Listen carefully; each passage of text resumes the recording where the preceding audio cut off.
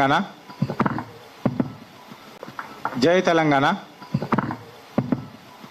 Media మిత్రులకు, సభ అధ్యక్షులకు, నాతోటి మిత్ర బృందానికి అందరికీ నమస్కారం. అన్న, ఈ కేసు ఎట్లా మలుపు తిరుగుతుందని అనేది ఒక పెద్ద కన్ఫ్యూజన్ ఉందన్న.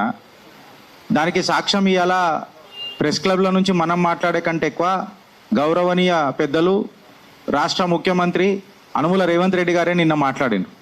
ఆయననేమో అరెస్ట్ చేసినానంటారు, మనకేమో అక్కడి నుంచి సరెండర్ అని చెప్పి ఒకటి వస్తుంది. నేను అరెస్ట్ చేసిన అని చెప్పి ఈయన డంకేపే చోటు మాట్లాడతాడు, ఆయననేమో సరెండర్ చేసిన అని చెప్పి డంకేపే చోటు మాట్లాడతాడు. అంటే పవర్ ఆఫ్ ఇన్ఫ్లుయెన్స్ ఇవాళ ఎవరు ఇంక్లైన్డ్గా అవుతున్నది, ఎవరి సొత్తు అవుతున్నది, ఎవరి సత్తాల సర్కారు ఉన్నది అని అనేది అర్థమవుతలేదు. ఒక దిక్కేమో అరెస్ట్ చేసిన కాంగ్రెస్ పార్టీ భారతీయ జనతా పార్టీ నాయకులను దూషిస్తున్నది, ఇటేమో భారతీయ జనతా పార్టీ బీఆర్ఎస్ నాయకులను దూషిస్తున్నారు, ఇటేమో కాంగ్రెస్ పార్టీ నాయకులు ఇంకొకళ్ళని దూషిస్తున్నారు. అసలు కంప్లీట్గా ఈ ఎపిసోడ్లా మైనర్ బాలికకు ఎవరైతే న్యాయం చేద్దామని అనే తరుణం ఆర్ తపన కనిపించుడు తక్కువ. ఇన్ఫ్యాక్ట్ దీన్ని ఎట్లా దఫనాన్ చేద్దాము, ఎట్లా బొందలగడ్డల మీద మూలలు కొట్టేద్దాము అని అనేది క్లియర్ కట్గా కనబడుతున్నది.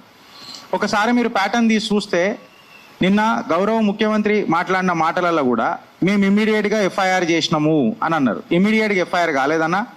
అగర్ సీసీ ఫుటేజ్లు ఇట్లా తీసి మొత్తం చూస్తే తల్లిదండ్రుల కారు ఎన్ని గంటలకు వచ్చింది, ఎన్ని గంటలకు పోయింది, అక్నాలెడ్జ్మెంట్ 12:45 లేదా 12:30 అక్నాలెడ్జ్మెంట్ ఇచ్చారు. నెక్స్ట్ డే ఎఫ్ఐఆర్ అయింది. అంటే సుమారు నాకు తెలిసి 11-11:30 ప్రాంతంలో ఎఫ్ఐఆర్ అయింది.